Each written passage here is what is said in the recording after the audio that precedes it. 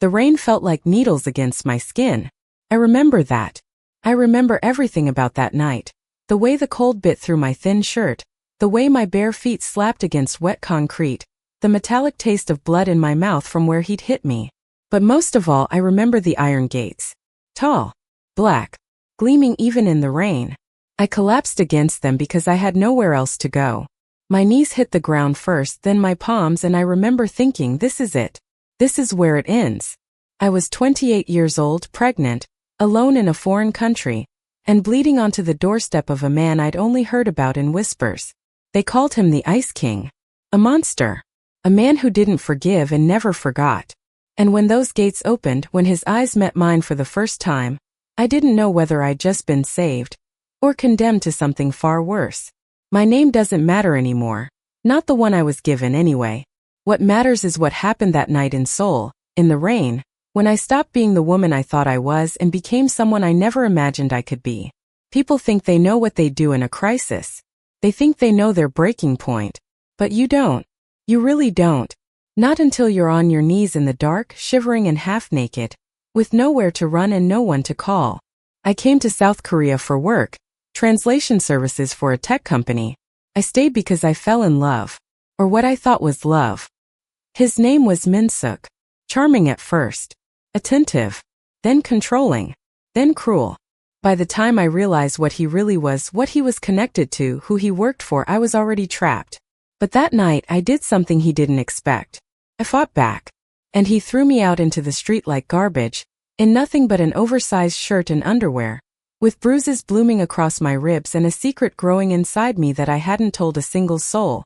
I had no plan, no destination. I just ran, and somehow my feet carried me to those gates. Before I take you deep into this emotional story, make sure you hit subscribe and turn on notifications so you never miss powerful stories like this one. And tell me in the comments, where are you watching from? The guards appeared almost instantly. 2 of them dressed in black, built like walls. Their faces were stone. Professional. They looked at me like I was an inconvenience, a problem to be removed. Move along, one of them said in Korean. His voice was flat, disinterested. I could barely lift my head. My vision was blurring from the cold, from the pain, from sheer exhaustion. Please, I whispered in broken Korean. Please, help. You're trespassing. Leave now or we'll call the police. I started laughing. I don't know why. Maybe because the police were the last people who could help me. Maybe because it was all so absurd.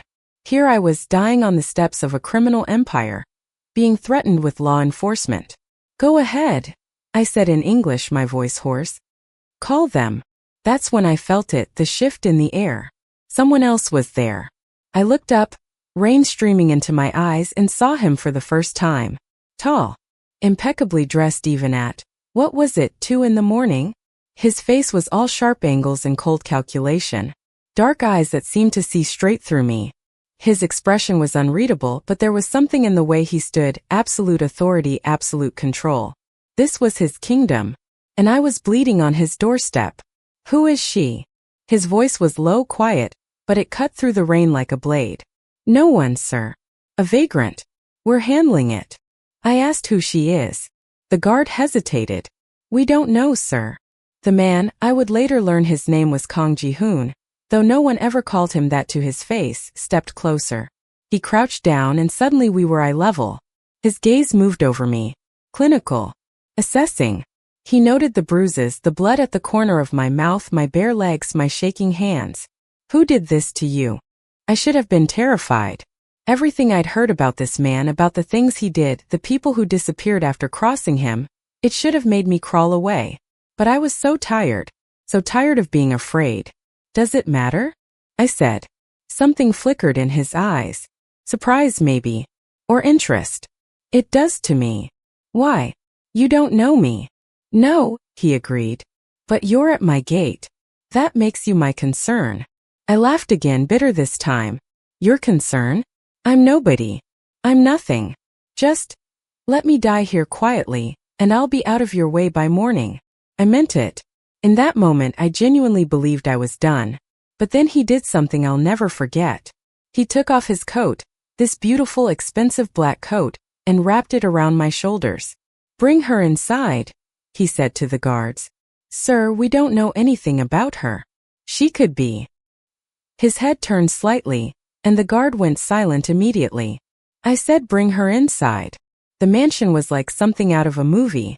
High ceilings, marble floors, art that probably cost more than I'd make in a lifetime, but I barely registered any of it. I was shaking so hard my teeth were chattering, and every step sent pain shooting through my body. They brought me to a sitting room, all leather and dark wood and intimidation. A woman appeared, older, stern-faced, carrying towels and a first aid kit. "Mrs. Choi will look after you," Ji-hoon said. He'd positioned himself near the fireplace, watching me with that same unreadable expression. Mrs. Choi didn't speak. She dried my hair roughly, wrapped a blanket around me, and began cleaning the cut on my lip with sharp, efficient movements. She disapproved of me, I could feel it in every touch. When she finished, she looked at Ji-hoon and said something in rapid Korean I didn't catch. He responded with a single word and she left, closing the door behind her. We were alone. "You speak English," I said. It wasn't a question. "I do. But you let me struggle in Korean anyway. I wanted to see if you'd try." He moved away from the fireplace, closer to me. "Most people in your position would have given up. Used their native language immediately. Assumed someone would accommodate them. And that would have been wrong? No. Just predictable." He sat down across from me, perfectly composed. "You're not from here." "Obviously." "Where?" I hesitated. "Does it matter?" "Everything matters. Who you are, where you're from, why you were nearly beaten to death and left at my gate. All of it matters." "Why? Are you going to help me, or interrogate me?" "Possibly both." There was no warmth in his voice, but there was no cruelty either. Just certainty, like he was used to getting answers, and it was only a matter of time before I gave them to him. I pulled the blanket tighter. "I came here for work." Translation. I met someone. Got involved. Didn't realize what I was getting into until it was too late. "The man who did this to you, what's his name?" "Min-suk. Park Min-suk." Ji-hoon's expression didn't change, but I saw his fingers tighten slightly on the arm of his chair. "Park Min-suk works for the Sakcho crew," he said quietly. "Mid-level enforcer. Violent, ambitious, stupid. That about sums him up. And you were living with him." "I was. Until tonight."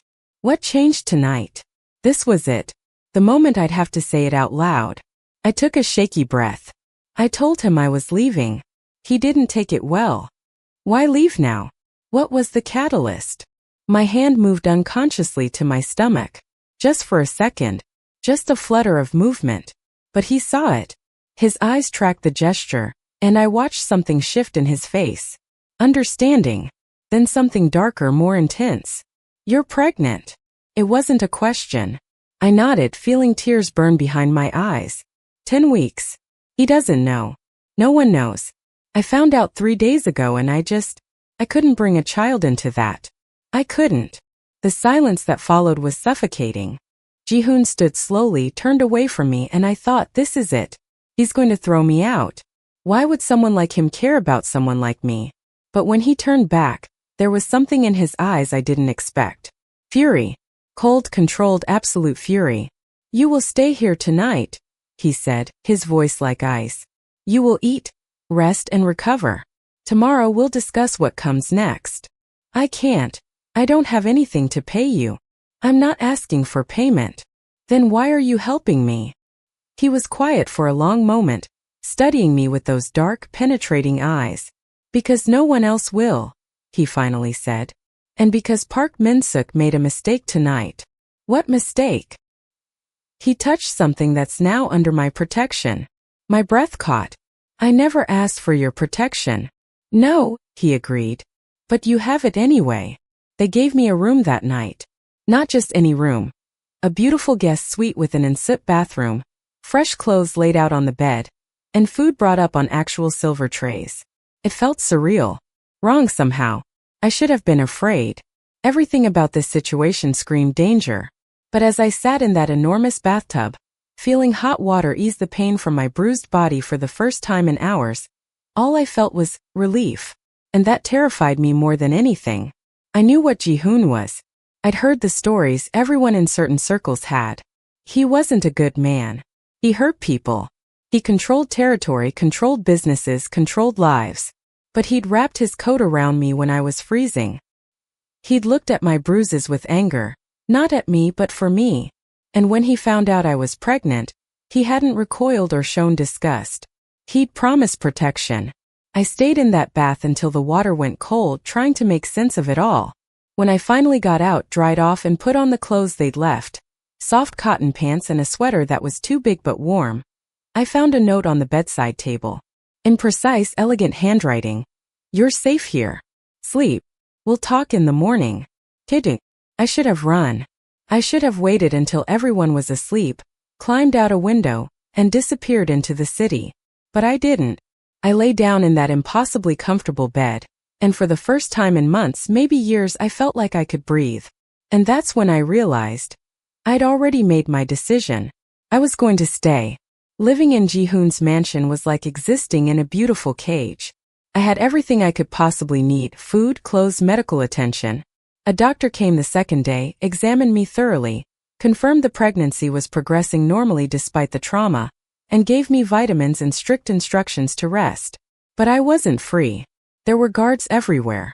Some were obvious, stationed at doors, patrolling grounds. Others were subtle, blending into the background but always watching. Ji-hoon himself was a ghost. I'd see him in passing, leaving early in the morning in tailored suits, returning late at night with blood on his knuckles that he'd wash off like it was nothing. We barely spoke, but I felt him watching me. Mrs. Choi was assigned to look after me, and her disapproval never wavered. She'd bring meals, clean the room, lay out clothes, all in rigid silence. When she did speak, it was curt instructions in Korean that I had to piece together. On the fifth day I tried to leave. Not escape, just go outside. Get some air. Feel like a person instead of a prisoner. I made it as far as the front hall before a guard stepped in front of me, polite but immovable. I'm sorry, miss. Mr. Kang's instructions. I just want to go for a walk. Perhaps in the garden. I'll escort you. It wasn't a suggestion. That night, Ji-hoon appeared at my door. You tried to leave today. Not a question. A statement. I tried to go outside. There's a difference. Not to my security team. Am I a prisoner here? He stepped into the room, and suddenly it felt much smaller. Are you being treated like one? I'm not allowed to leave. For your own safety. Or for your control. His jaw tightened. Do you have somewhere else to go? Someone else who will protect you from Park Min-suk? I didn't answer. He's been looking for you, Ji-hoon continued, his voice low. Tearing apart the neighborhoods you used to frequent. He's told people you stole from him, that you're dangerous, that you need to be brought back. My stomach dropped. Does he know about the pregnancy? Not yet. But he will eventually if you're out there unprotected. And if I'm here? What then? I just exist in this room forever. Something flickered in his eyes. Frustration, maybe, or something else I couldn't name. No, he said quietly. But until I've handled the situation, you stay inside these walls. It's not negotiable. You can't just handle a person. His smile was cold. You'd be surprised what I can do. He left before I could respond. That night I lay awake and felt the baby flutter for the first time. Just the tiniest movement, like butterfly wings against the inside of my ribcage. And I wondered what kind of world I brought this child into. Things changed after our confrontation. Ji-hoon started eating breakfast with me. It was strange at first, him appearing in the dining room in the morning, immaculately dressed, reading reports while I picked at food I was too nauseous to properly enjoy. But slowly we started talking. Small things at first. He asked about my work, my languages, how I'd ended up in Seoul. I asked about the mansion, the art on the walls, the gardens I could see from my window. We didn't talk about what he did. We didn't talk about Min-suk or the danger or what would happen next. It was almost normal. And that scared me, because I was starting to see him differently. I noticed the way he listened, really listened when I spoke. The way he remembered small details like how I couldn't stand the smell of coffee anymore, and had it removed from breakfast. The way his face softened just slightly when he thought I wasn't looking. One morning he set down his papers and said, I'm assigning you a tutor. For Korean. I blinked. Why? Because you're struggling with Mrs. Choi, and it frustrates you. If you're going to be here, you should be comfortable. How long do you expect me to be here? As long as it takes. That's not an answer. It's the only one I have. The tutor arrived that afternoon. A young woman named Sujin who was patient and kind and didn't ask any questions about why I was living in a crime lord's mansion. Learning the language gave me something to do, something to focus on besides the growing life inside me, and the increasingly complicated feelings I had toward my captor-savior. I started seeing the cracks in Ji-hoon's armor. Little things. The way his hand shook slightly after particularly long nights. The way he'd stand at the window of his study, staring out at nothing, his face haunted. One night I couldn't sleep, the baby was active and my mind was racing. So I wandered down to the library I discovered earlier that week. He was there, sitting in a leather chair, still dressed in his shirt and slacks from the day, but disheveled in a way I'd never seen him. There was a glass of whiskey in his hand and blood on his collar. Sorry, I said, starting to back out. I didn't know anyone was. Stay. It was the first time he'd ever sounded tired. I hesitated, then moved into the room, taking a seat across from him. Bad night? I asked. He laughed, but there was no humor in it. You could say that. Do you want to talk about it? No. We sat in silence for a while. The fire crackled. Rain started pattering against the windows. Why did you really help me? I finally asked. That night at the gate. You could have had your guards remove me. You could have called the police or just left me there. Why didn't you? He was quiet for so long I thought he wouldn't answer. Then, my mother. I waited. She was a foreigner too, he said, his voice barely above a whisper. African American. She met my father when she was teaching English in Seoul. He was charming. Promised her the world. By the time she realized what he really was, what his family did, it was too late. She was pregnant with me. My heart clenched. She tried to leave once. I was 3. I barely remember it, but I remember the aftermath. The bruises. The fear. My father's family made it very clear. She belonged to them now. She was property. Ji-hoon. She died when I was 12. The official cause was an accident. A fall down the stairs. His laugh was bitter. But I knew. Everyone knew. My father had her killed because she was planning to run again, to take me with her. Tears burned my eyes. I'm so sorry. When I saw you at the gate, bruised, terrified, pregnant with nowhere to go, I saw her. And I thought, not again. Not if I can stop it. He finally looked at me, and his eyes were raw with something I'd never seen before. Vulnerability.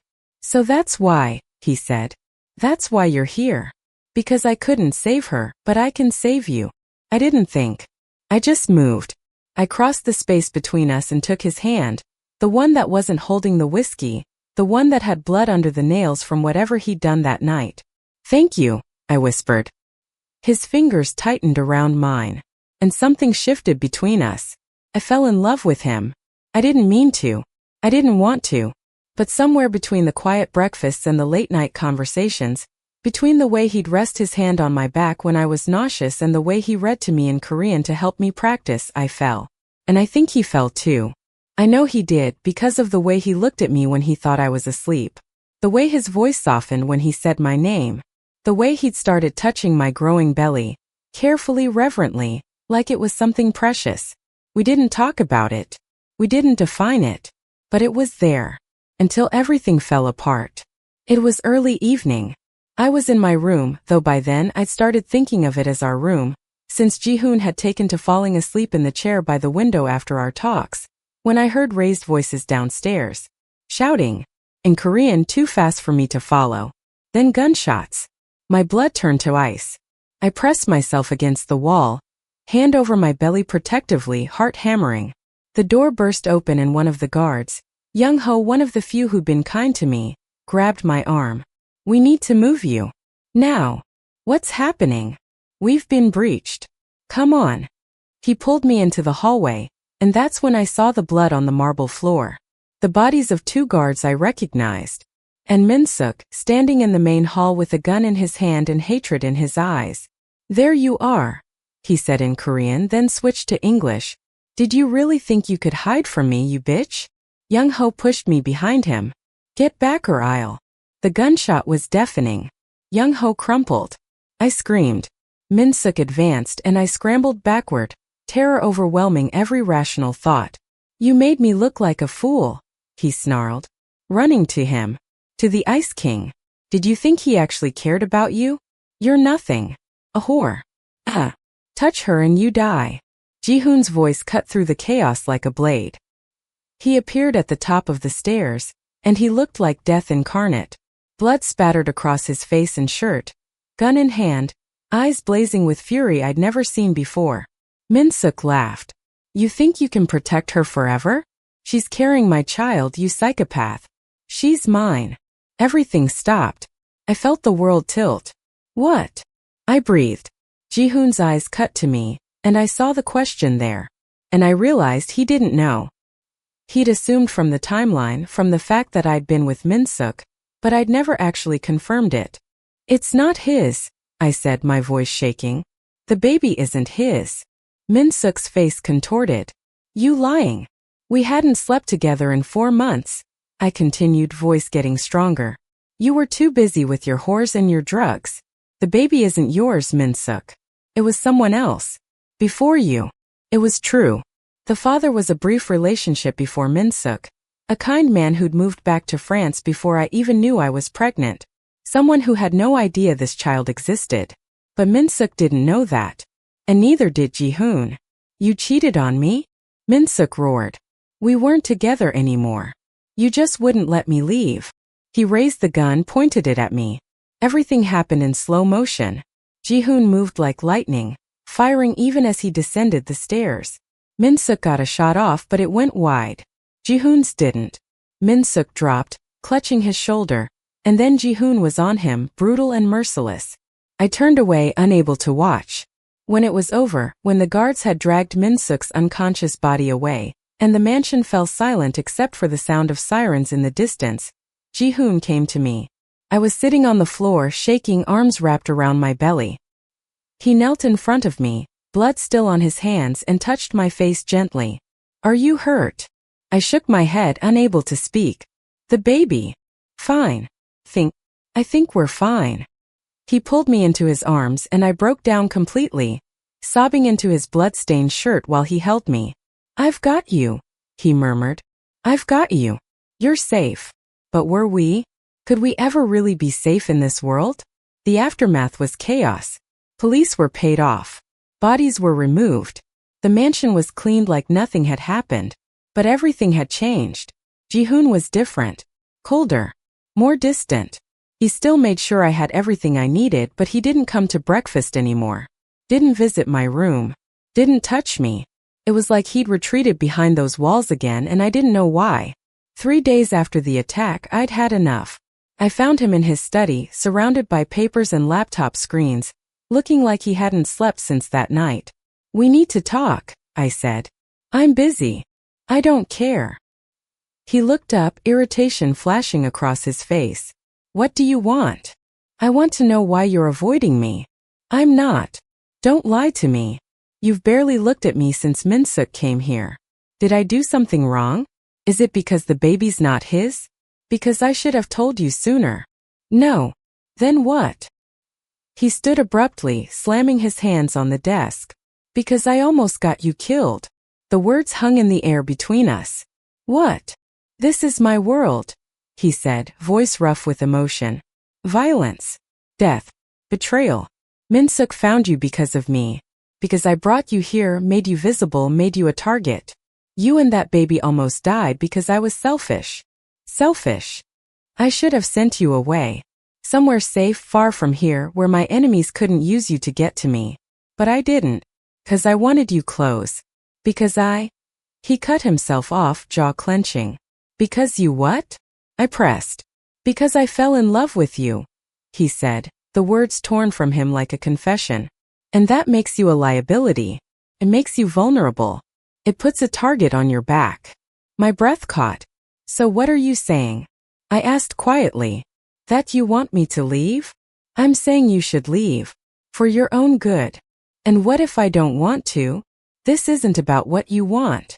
It's exactly about what I want. I was shouting now, all the fear and frustration and love pouring out. For once in my life, this is about what I choose. Not Minsuk, not circumstances, not you making decisions for me choosing. And what do you choose? I crossed the room, stood in front of his desk, met his eyes. You, I said. I choose you. This terrifying, violent, impossible world, I choose it. Because you're in it. You don't know what you're saying. I know exactly what I'm saying. I love you. I love you, and I'm not leaving. The silence was deafening. Then he moved. He came around the desk, cupped my face in his hands, and kissed me like I was the air he needed to breathe.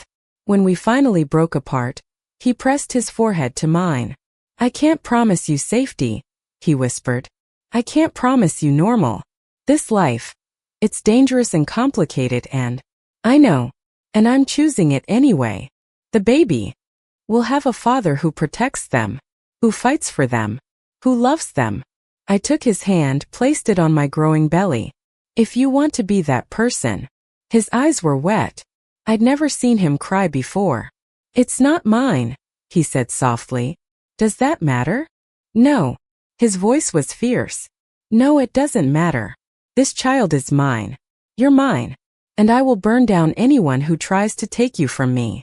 Should have scared me. Instead, I'd never felt safer in my life. The next few months were a strange kind of beautiful. I learned that love in Ji-hoon's world wasn't gentle. It was fierce and protective and sometimes terrifying. But it was real. He transformed part of the mansion into a nursery. The most secure room in the house, he told me, with reinforced walls and panic buttons and enough security measures to protect a president. Mrs. Choi slowly warmed to me, teaching me Korean cooking and traditional ways to prepare for a baby. She'd lost a daughter, I learned. That's why she'd been so hard on me at first. I reminded her of what she'd lost. The guards became familiar faces, some even friendly. And Ji-hoon read parenting books, came to doctor's appointments, felt the baby kick and smiled in a way that transformed his entire face. We never pretended his life wasn't what it was. There were still late nights, still blood on his hands, still danger lurking. But he kept it away from me as much as possible. And I learned something important. People aren't just one thing. Ji-hoon was a criminal, a killer, a man capable of terrible things. But he was also tender, protective, capable of profound love. The world isn't black and white. It's 1,000 shades of gray. And sometimes the person who saves you is also the person who traps you. Sometimes the cage is the safest place to be. Sometimes love looks nothing like what you imagine, but it's exactly what you need. One night, about a month before my due date, we were lying in bed.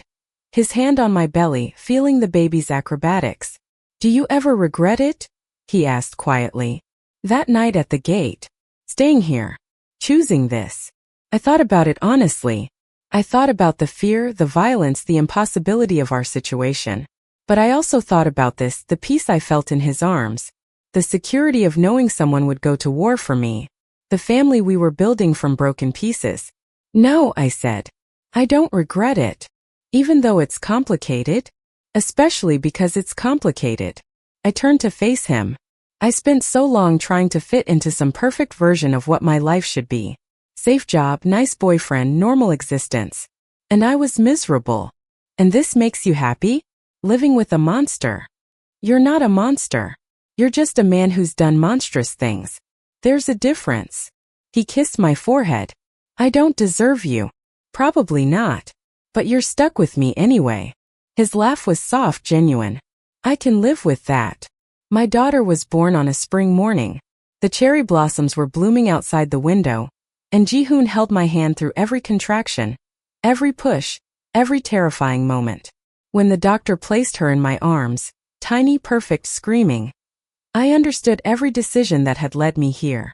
Every moment of pain, every moment of fear. It had all been leading to this. Ji-hoon looked at her with wonder, touching her impossibly small fingers with his scarred hands. She's beautiful, he whispered. She is. What should we name her? I'd thought about this for months, but in that moment, only one name felt right. Hope, I said. Her name is Hope. His eyes met mine and he smiled. A real unguarded smile that made him look younger, lighter. Hope, he repeated. Yes. That's perfect. Because that's what she was. Hope for a better future. Hope that love could exist even in darkness. Hope that broken people could build something beautiful. 3 years later, I'm still here. Still in the mansion, though it feels like home now. Still with Ji-hoon, who turned out to be an unexpectedly devoted father. Patient and gentle with hope in ways that still surprise me. Still navigating this complicated, dangerous, beautiful life we've built. Min-suk is gone. Dealt with. I don't ask for details. The threats are still there, they always will be. But we faced them together. I finished my degree. I work as a translator again from home, handling legitimate business for Ji-hoon's legitimate enterprises. Yes, he has those too. Hope is learning 2 languages, spoiled by Mrs. Choi, and fearless in the way children who've never known real danger can be. And sometimes on quiet nights, Ji-hoon and I sit on the balcony and watch the city lights, and I think about that rain-soaked night 3 years ago. The woman I was then, broken, terrified, alone. I barely recognize her. Not because I've forgotten the pain, but because I've grown beyond it. This life isn't perfect. It's not what I planned. It's not what anyone would recommend. But it's mine. And I chose it. Every day I choose it. Every day I choose him. Every day I choose this messy, complicated, fierce love that saved my life. People always ask what I'd tell my younger self if I could go back. I'd tell her this. The path to salvation isn't always pretty. Sometimes your savior has blood on his hands. Sometimes safety looks like captivity. Sometimes love means choosing danger. But most importantly, sometimes the worst night of your life leads you to the best days. Sometimes you have to collapse at the gates of hell to find your way to heaven. And sometimes the man they call a monster is the only one who sees you as human. I wouldn't change a single moment. Not the pain. Not the fear. Not even the rain. Because all of it led me here. Home. If this story moved you, hit that like button and let me know in the comments what you thought. What would you have done in her position? Could you have chosen love in the face of such danger? And if you want more powerful, emotional stories like this one, subscribe and turn on notifications. Thank you for listening to my story. Until next time.